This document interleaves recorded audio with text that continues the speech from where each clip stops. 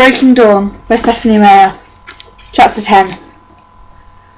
Why did I just walk away? Oh right, because I'm an idiot. I felt like I don't know what. Like this wasn't real. Like I was in some goth version of a bad sitcom. Instead of being the AV dweeb back to ask the head cheerleader to the prom, I was to finish second place werewolf back to ask the vampire's wife to shack up and procreate. Nice. No, I wouldn't do it. It was twisted and wrong. I was going to forget all about what he said. So I talked to her. I tried to make her listen to me, and she wouldn't, just like always. Edward didn't answer or comment on my thoughts as he led the way back to the house. I wondered about the place he'd chosen to stop. Was it far enough from the house that the others couldn't hear his whispers? Was that the point? Maybe. When we walked through the door, the other Cullen's eyes were suspicious and confused. No one looked disgusted or outraged, so must not have heard either favour that Edward had asked before. I hesitated in the open doorway, not sure what to do now. It was better right there, with a little bit of breathable air blowing in from outside. Edward walked up to the middle of the room, in the middle of the huddle, shoulders stiff. Bella watched him anxiously, and then her eyes flickered to me for a second. Then she was watching him again. Her face turned a greyish pale. I could see what he meant about the stress making her feel worse. "We're going to let Jacob and Bella speak privately," Edward said. There was no inflection in his voice at all. Robotic. Over my pile of ashes, Rosalie hissed at him. She was still hovering over Bella's head, one of her cold hands placed possessively on Bella's sallow cheek. Edward didn't look at her. "Bella," he said in that same empty tone, "Jacob wants to talk to you. Are you afraid to be alone with him?" Bella looked at me confused, then shook at Rosalie. "Rose, it's fine. Drake's not going to hurt us. Go with Edward." "It might be a trick," the blonde warned. "I don't see how," Bella said. "Carl and I will always be in your sight, Rosalie," Edward said. The emotion in his voice was cracking, showing the anger through it. "We're the ones she's afraid of." "No," Bella whispered, her eyes glistening, her lashes wet. "No, Edward, I'm not." He shook his head, smiling a little. The smile was painful to look at. "I didn't mean it in that way, Bella. I'm fine. Don't worry about me." Sickening. He was right. She was beating herself up about hurting his feelings. The girl was a classic martyr. She'd been totally born in the wrong century. She should have lived back when she could have gotten herself fed to some lions for a good cause. "Everyone," Edward said, his hands stiffly motioning towards the door. "Please." The composure he was trying to keep up for Bella was shaky. I could see how close he was to that burning man he'd been outside. The others saw it too. Silently they moved out the door while I shifted out the way. They moved fast. My heart beat twice, and the room was all clear except for Rosalie, hesitating in the middle of the floor, and Edward still waiting by the door. "Rose," Bella said quietly, "I want you to go." The blonde stared at Edward and then gestured for him to go first. He disappeared out the door. She gave me a long warning glare, and then she disappeared too. Once we were alone, I crossed the room and sat on the floor next to Bella. I took both her cold hands in mine, rubbing them carefully. "Thanks, Jake. That feels good. I'm not going to lie, Bells. You're hideous." "I know," she sighed. "I'm scary looking." "Thinking from the swamp scary," I agreed. She laughed. "It's so good having her here. It feels nice to smile. I don't know how much more drama I can stand." I rolled my eyes. Okay, she agreed. "I bring it on myself."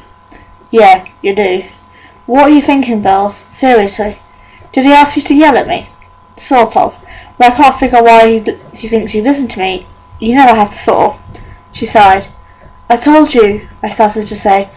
"Did you know that I told you so? How's your brother, Jacob?" she asked, cutting me off. "His name is Shut the Hell Up." "Good one."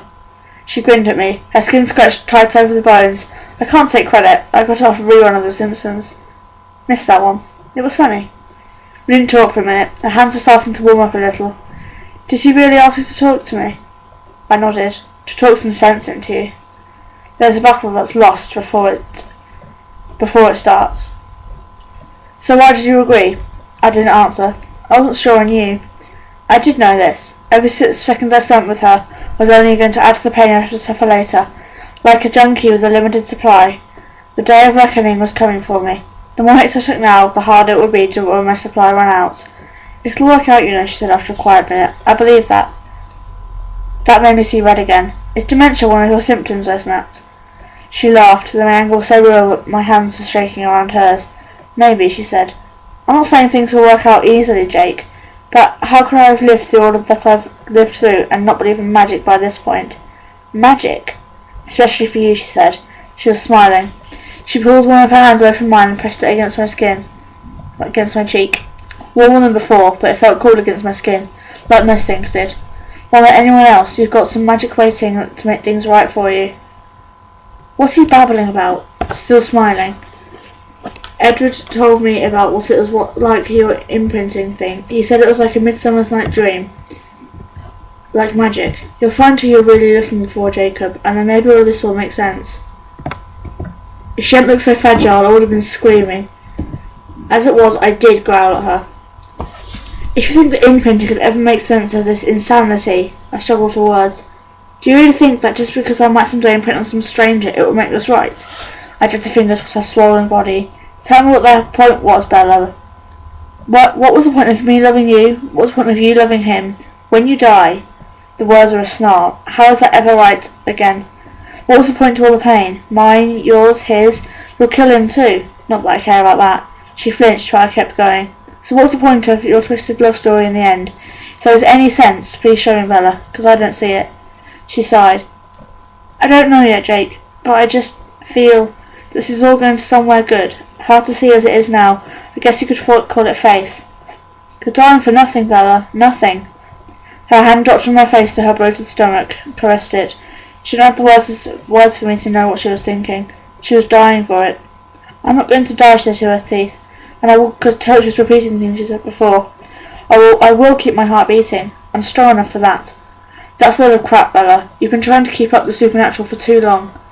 No normal person can do it. You're not strong enough. I took her face in my hand.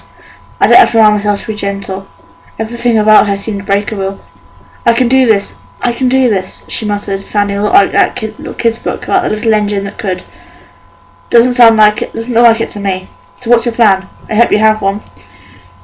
She nodded, not meeting my eyes. Did you know Esme jumped off a cliff? When she was human, I mean. So she was close enough to death that they didn't even bother taking us to the emergency room. They took us right round to the morgue.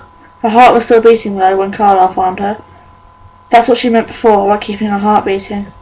You're not planning on surviving this human, I stated dully. No, I'm not stupid. She met my stare then. I guess you probably have your own opinion on that point, though. Emergency vampirization, I mumbled. It worked for Esme, and Emmett, and Rosalie, and even Edward. None of them were in such great shape. Carlisle only changed them because it was that or death. He doesn't end up saving lives. He saves them.